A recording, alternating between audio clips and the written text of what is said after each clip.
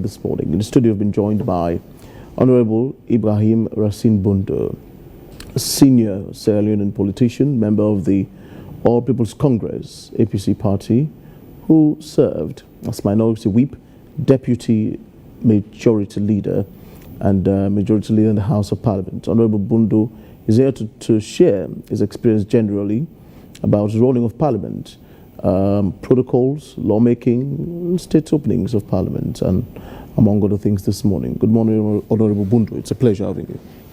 Good morning, and good morning to viewers, and thanks for having me too. Indeed.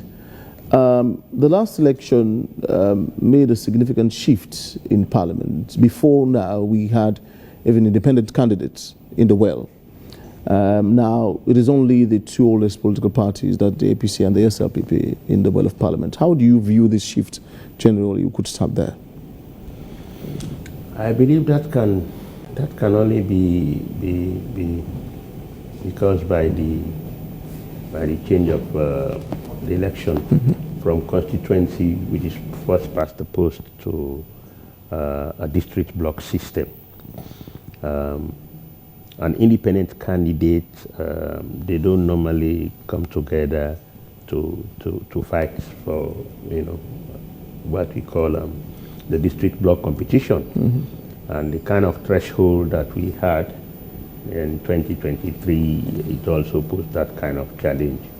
So I believe that informs why we don't have independent candidates. You can carry a constituency, you can be very strong in a constituency, but to carry the district in terms of the percentage that was required to have, I think that should be one of the problems. Looking at this current Parliament, do you think it actually serves the people of this country, as in, i.e. proper representation of every facet of this country? Well, you see, for you to go to Parliament, you must be elected. And the people who elected you also have a responsibility. It's a two-way traffic. You don't leave your representative, you don't leave him far away. You want to come close to him or her, so that what is happening or what he or she is doing, Because mind you, a member of Parliament, you're there to make laws. You also have the responsibility of what we call representation. And representation here means you have to be visiting, visitations, engagements. Some other jurisdiction, they call it surgery. So these are all the components. So that's why I refer to it as a two-way traffic. The elector and the elected and the electorate, they are both responsible to make sure that things go the way they should. Generally looking at the current Parliament, as opposed to what we had been having in the last 2-3 decades, what shifts can you point to? Do you think we still have the quality of representation as it were before now, and generally the modus operandi of Parliament these days as opposed to before now? No two parliaments will ever be the same. Okay. But that notwithstanding, if you talk about shifts in terms of quality, I don't think I should be the judge, because I was also there. The audience or the electorate should be the judge. Some of us, we are not voted out. Some of us opted out because we want to give space to others, or maybe we want to engage in other areas. But however, the things that are happening currently might not be the same as what was happening during our time. That is the reason why it's always good to engage. It's always good to watch, and come and speak to the public, your own experiences versus what is happening now, which I appreciate from your side. To be calling us to come and share our experiences, our expertise, so that the electorate will benefit. Now, recently in 2025, the IGR, Institute for Governance Reform, released their Afrobarometer report. In that report, Parliament was named as one of the most corrupt institutions in this country. What indicators would you point to that may have perhaps informed that data? How do things like this happen from the well of Parliament? I mean, because ironically, these guys are seen as some of the most honorable people of society. They are the torchbearers of our nation, the people who discuss our development, make laws to better the lives of people. How then can these same people be, be indicted as some of the most corrupt people in our nation? IGR must have a yardstick, to actually... It's a people's perception. More or less, yes. They asked people, and people said, oh, your parliament was corrupt. Exactly, and even the people whom IGR engaged, they must have a yardstick to measure that, because I was in parliament for 15 years, and thank God, and those who were there, we did not face such an assessment, on the bad side. So we are very thankful for that. But our parliament is youthful, very youthful, and of course also most of the parliamentarians are new. Most of them, that's their first job. Parliament should have leaders who have been around Parliament for quite a while. You see, one of the things that affected us here, I mean our party in 2018. In 2018, we had a Parliament on our side. That's the first time. None of them was had the experience of sitting in the opposition. That was the first time they were sitting in the opposition. So quite a number of us who had the opportunity to have served in the opposition bench and the government bench were out of Parliament then in 2018. So that informs that we had a small lacuna, because you have parliamentary caucuses, your own parliamentary caucus as a party, where you sit, you engage, and before you come out with issues. But when all of you are new, and of course, like the other political parties who came in from the leadership, from the leader of that party to all the parliamentarians, here meaning the NGC and the C4C, all of them were new. So that newness of a political party and newness to the workings of Parliament informs that some of these things were bound to happen. In our days, I worked with doens like the Manakpakas, the SB Maras, the RES Lagao, you name them. Saying these guys were not corrupt? Well, not to my knowledge. We worked for the people at that time. I mean, that was the most challenging period during 2002 when we entered Parliament. Of course, the former president was also there. We came in new, but the faces and the people who were there, who have served before, they were so experienced that a lot of what is now happening was not happening, because we have the fear of representation. Section 97 of the Constitution is very clear about the behavior of a member of Parliament, both in and outside Parliament. So all of those, we are taught, and we are not only taught, we are also practiced.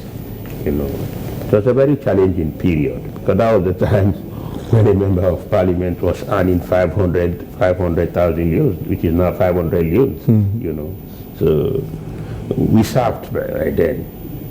We actually gave our service because it has nothing to do with the salary then, and even the facilities and the remote, and other allowances. It was 60 loans for a sitting fee, all of those things. But since we are all there to serve and to serve diligently, we served the way we did, and today things have changed dramatically. A lot of things in terms of remuneration, in terms of other facilities, traveling, you name them. And so that is the difference here. So if things like corruption now becomes very, very glaring, I believe the availability of much more higher resources, could inform that both the administrators of parliament and the parliamentarians, if need be. Understand you correctly, to simplify, since you're saying the demographic shifts in age, now we now have younger parliamentarians there, and you painted the picture as not only young, they are also new. Yes, that's some of them is a first-time job. Indeed, and you've painted the picture as though they are toxically ambitious, they are gluttonous, they want more. In your time, you said you didn't make much money. You didn't make much. The diction. Well, yeah, I'm just being honest. So now these people are being paid very well, yet there are instances of corruption around them, regardless of the huge sums of money they make, the traveling opportunities they get. In your days, as you've said, you didn't have all of these opportunities, but yet you served. And now it has changed. Mm-hmm. But generally, let's just forget about that. It's a subject for another discussion. Perhaps we could, bolster the conversation in the future. I just wanted to ask you, I'm sure you saw what unraveled quite recently. The first question I would ask is this. What's the true spirit of state openings of parliament? What should it be about on that day? Well, let me preface it as follows. State opening of parliament is guided by provision in the Constitution, Section 85 to be specific. That's the time and when the president is given the honor and the privilege to firstly even decide when and where he wants to hold the state opening of parliament, to talk to his people, to talk to the people as a nation.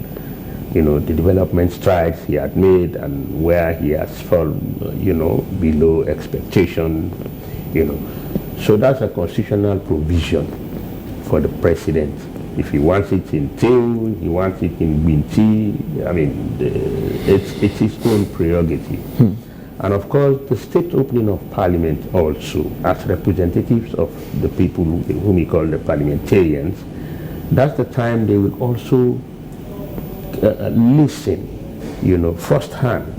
That is why the speech is being read openly, boldly, so that everybody will listen, notwithstanding that after the reading of the speech, it will be distributed for further discussion, from the representative.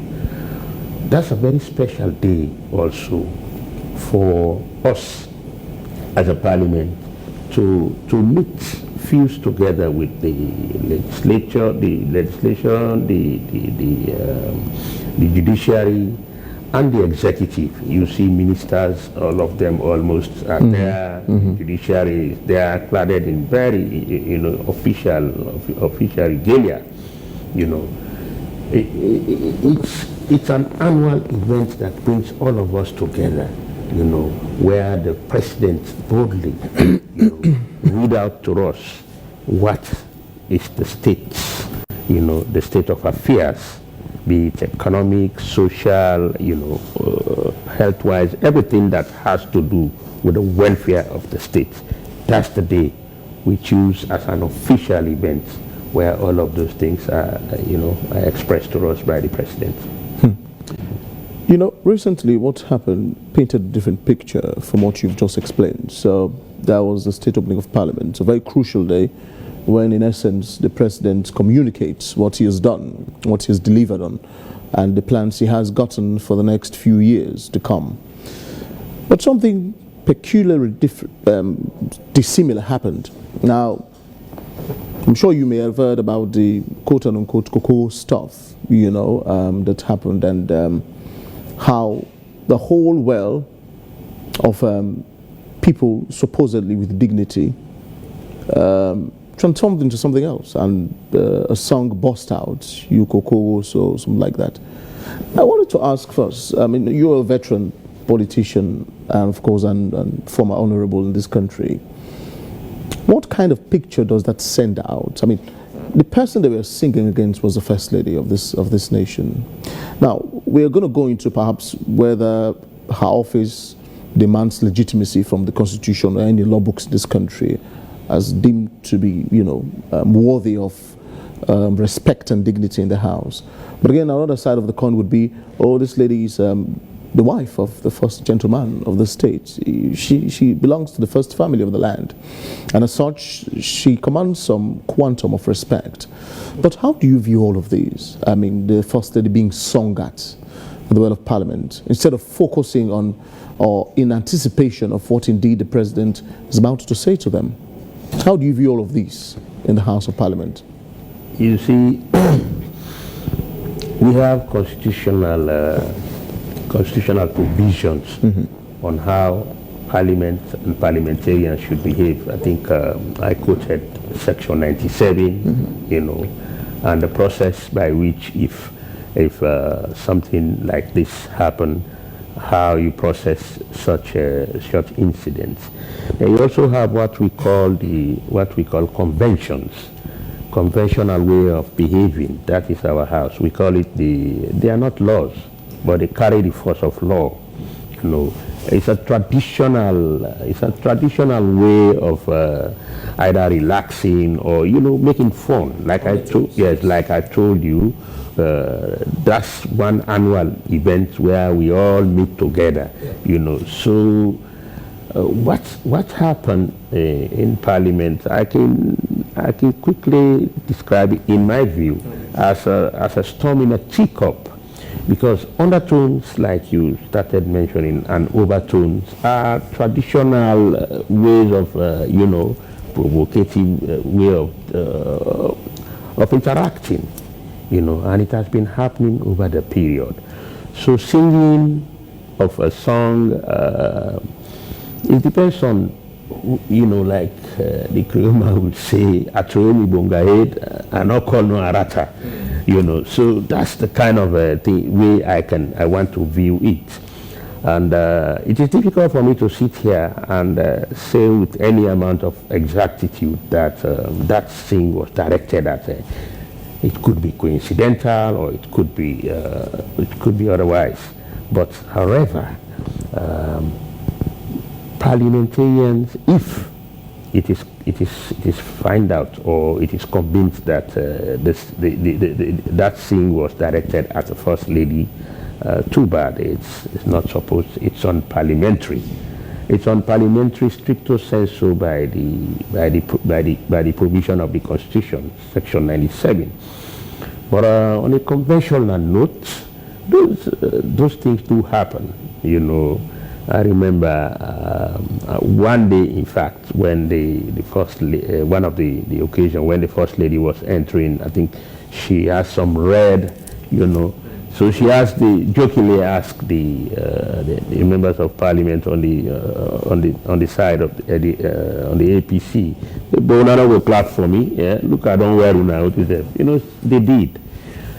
I don't see it as an officially, like I told you, it's a point wherein all of us, the legislature, the judiciary, and the executive, we meet, and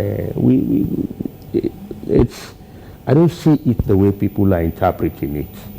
Because, mind you, like I said, the state opening has its attendant seriousness, because the content of what the president is going to read, going to present to the nation, it's the roadmap, it's the path line for the annual survival of the nation, to tell us what he has done and what he intends to do in the subsequent months, and leading up to the end of the year.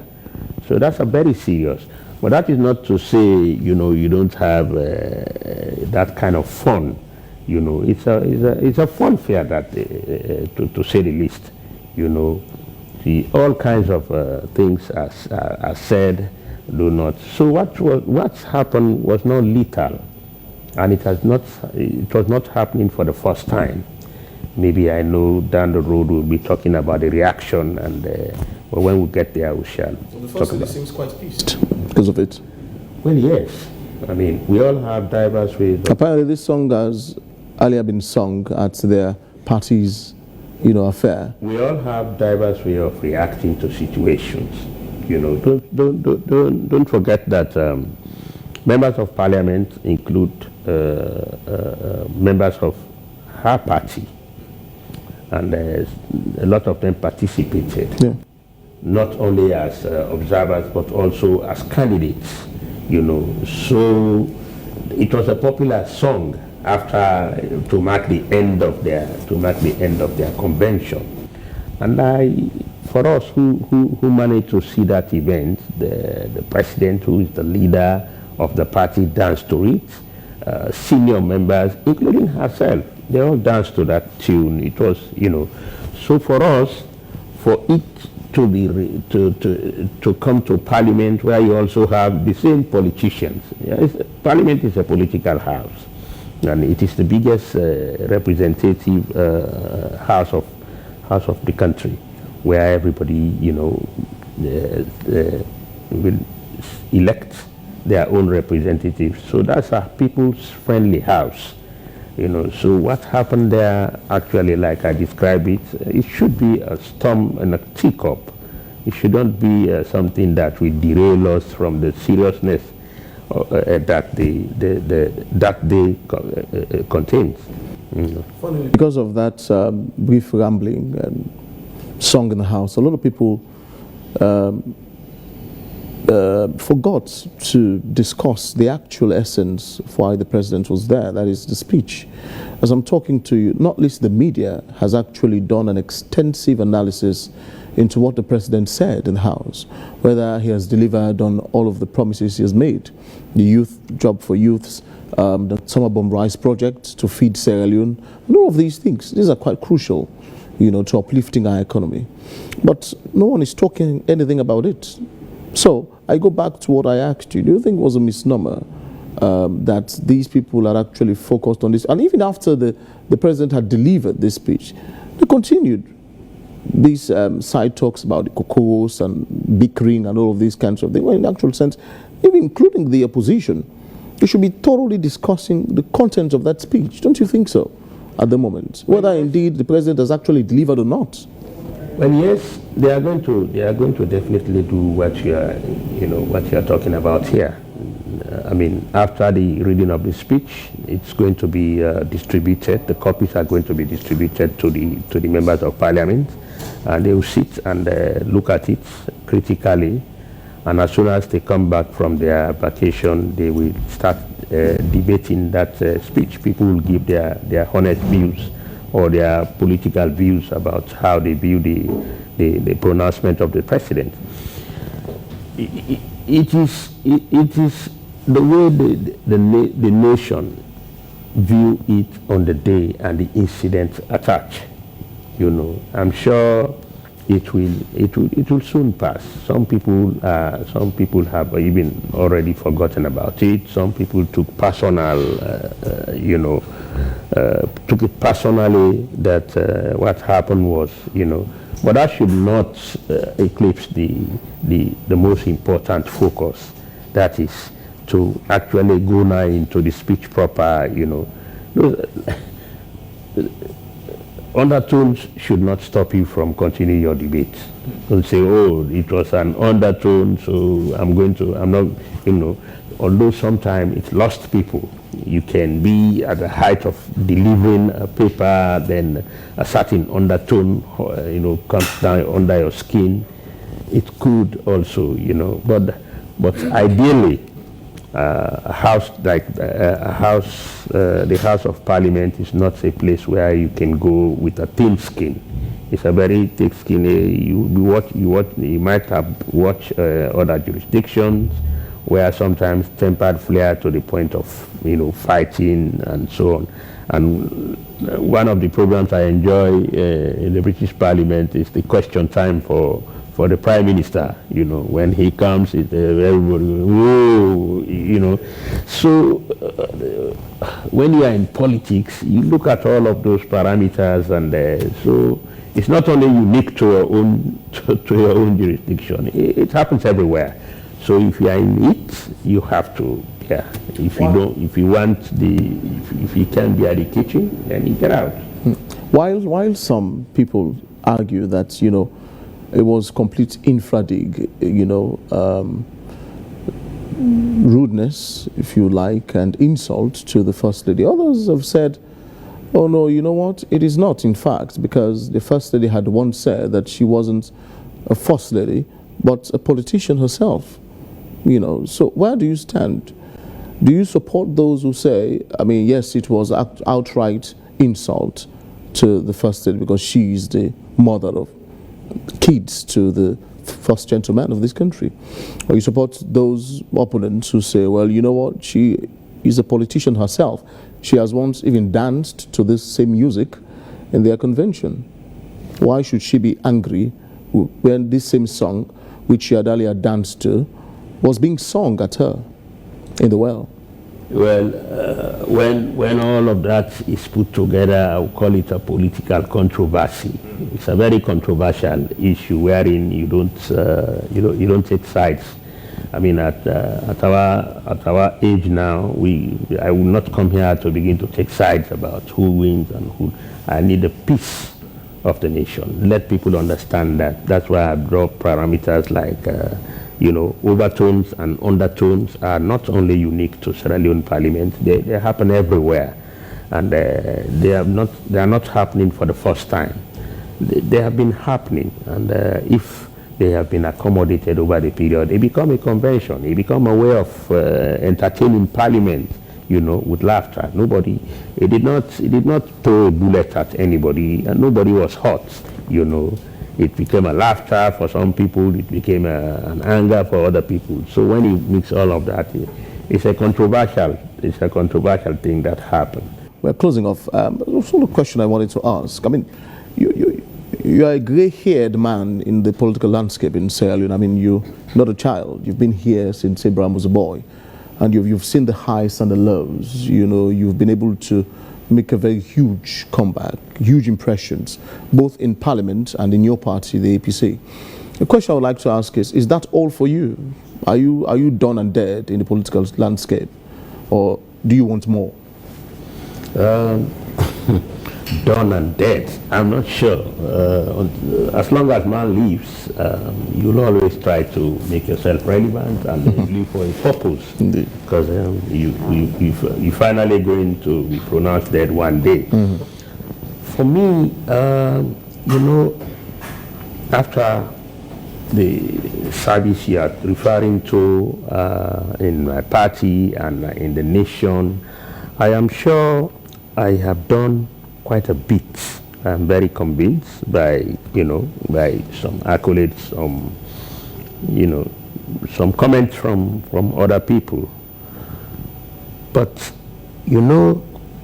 at this point in time, I begin to ask myself, especially for the two big parties, the SLPP and the APC, after 64 years of our tenure, what next? Are we proud of ourselves as a party? Look at all that is happening. It's in the public view that things are really not happening. They will tell you about how inept is the opposition. They will also tell you about how inept is the government. So when you have a situation like this, for us who are now gray hair, we begin to think about what is the solution. How are we going to approach such a situation to which we are players, active players for that matter? So this country deserves and needs a conversation, a very, very open, honest conversation. I say so because if we are not careful, we always come to look at, no, it's the APC, no, it's the SLBB. When this man was there, the rice was this, the thing was that. I don't think that will take this country anywhere. So those of us who are now not actively involved should be thinking about a proper conversation to salvage this country. Things are not going well. You see yourself as a leader, one day, a president of this country, or even a minister? You see, this country has, we have what I always refer to it, not as a leader, as a president. People are too much, into president. I call it the presidency. I call it the presidency because I'm looking at 3 people in 5 years who will be president. Okay. The president, the vice president, and the speaker. Within 3 years, one of them will always be president, either for a day, either for a week, whatever the situation. But what I'm saying here, I'm putting emphasis on the electorate of this country. A lot of things are happening in these political parties, which is really hampering development of the state and even development of the parties. The situations that are now in the public domain really should have been handled by these 2 political parties. But we're not doing much, both for handling and bringing decorum to our parties, and also even bringing the required or the expected development of our people. We have beautiful manifestos, we have a lot of things. Now when the speech is going, the speech has already been laid on the table, and when the debate starts, you will actually begin to look at things that are, the youthful parliamentarians will come out with observations, that are equivalent to their own experience and understanding. Mind you, bringing in technical argument is one, but the experience attached to it and how you want to proffer that solution is what I'm referring to as a conversation that it is now, let us don't leave it in the hands of Parliament and parliamentarians or the active politicians. Even us, as a nation, we should critically sit down and look at where we want to take this country and how we want to do it. But perhaps you could even serve as a Speaker of the House. Do you have that ambition? Well, if your eyes are not on the presidency. Well, I'm qualified to be elected Speaker of the House, even when I'm outside Parliament. Okay. I don't have to be in Parliament again. I can be called upon because the provision there is, as long as you've served for at least 2 terms, whether you are in or out. That was how Dr. Abbas Bundu became Speaker. So there's a precedent already. Okay. But that is not the issue here. Yeah. I want to serve a nation that is stable. I want to serve a nation that is peaceful, a nation that is gearing towards development, not about a nation that is very, very glued to your party. We've all served party politics, and I want to grow beyond looking at party politics now. I want to look at a national service.